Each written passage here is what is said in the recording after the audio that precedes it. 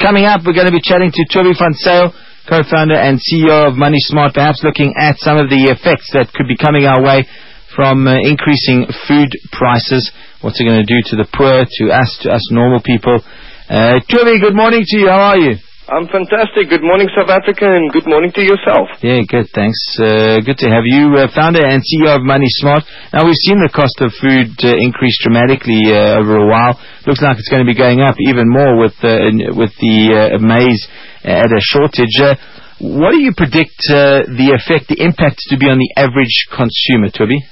Well, just to touch on the shortage and the rising food prices the next year, I believe it won't just be because of the shortage, but of factors around it. So some farms that harvest maize and other food commodities are still feeling the effect of a climate impact caused by droughts, and in some regions even floods. And this unpredictable weather climate conditions makes it hard to forecast the harvesting and production ability. Therefore, it contributes to less production year on year, whilst the demand of a growing population inclines locally and on foreign import and exports as well. Other costs that will have an impact are labor remuneration requirements in the food sector, fuel prices, and market competitions.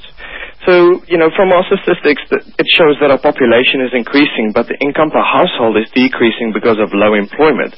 And the distributors and resellers of food have strong competition, which affects their profitability. The lower LSM feels this especially.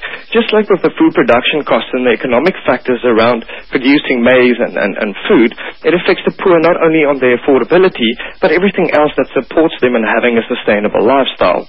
What we often do not take in mind is that the poorer cost of transportation to their markets, increased gas and electricity prices having a direct effect on their income, and their quality of living is affected as a result of not having access to water and plantation facilities to create self-sustainable living.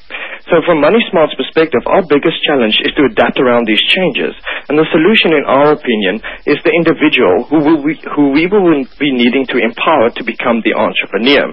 And to give you some examples, is that in the information age, the current, web environment that we live in, a lot of top-end entrepreneurs have helped to unlock these opportunities since our digital reach for the LSM has become more available. So there are mobile and online platforms created which empowers individuals and entrepreneurs to take advantage of the economic situations within their communities. Kiva.org is a peer-to-peer lending model, and this allows a highest LSM investor to invest in a small LSM investor with known interest, and they use that money via this platform to invest back in their communities. And some of the highest activities that we've seen is that of self-plantation, harvesting, and distribution. And the payback rate on these peer-to-peer lending models is about 87%, which is phenomenal. And some entrepreneurs have built small companies from a loan to empower their economic disempowerment. Spaza.shop.mobi is another example. It works like a Groupon for the lowest LSM. So you can simply research selling prices of certain food and utility items from your nearest Spaza shop and place an order amongst many other people. And once the required number of people confirm their order, the Spaza shop will sell it at a bulk discount. Also, when I've spoken to the CEO of Groupon the other day, they were also talking about helping to empower lower LSM communities, and they will be piloting a project in the Eastern Cape very, very soon. Just from our perspective at moneysmart, shift financial control back to the individual. So we are an empowerment company, and within the next few months, we will be working with some of SA's largest corporations to educate their employees on the subject of personal finance and help them create confident and an inspired workforce. I totally believe that it's up to all of us to actually, start participating in these events, as it's not going to get any easier as we live for ourselves. So we believe by living for others, the world will become more sustainable.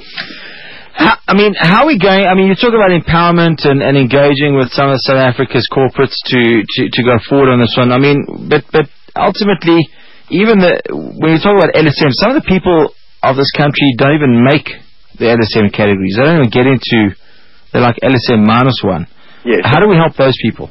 Well, the first, I think where the the biggest empowerment would be is to not say wealth, distribution as it's being there, but it's to basically look at opportunities where there's currently work opportunities in construction or infrastructure development, and actually reach out on education on employment, number one, to help skill set development, and number two is deployment of that skill set in the opportunities that the private sector and the public sector create. Right.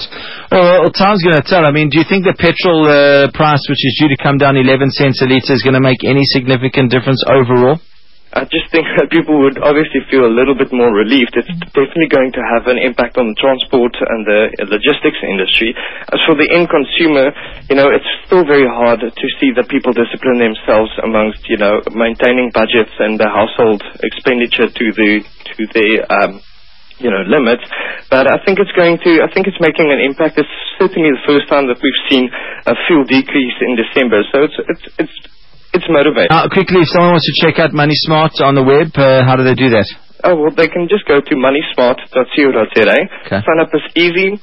Just click the green button. It's free, and they can start pulling in their bank information and set up a budget and be on their way to healthy financial planning. Brilliant. Tobie Van Zyl, thanks very much for the chat this morning. No doubt as time goes on and going into 2012, we'll probably be chatting to you again for some more tips. Fantastic. Thank you very much.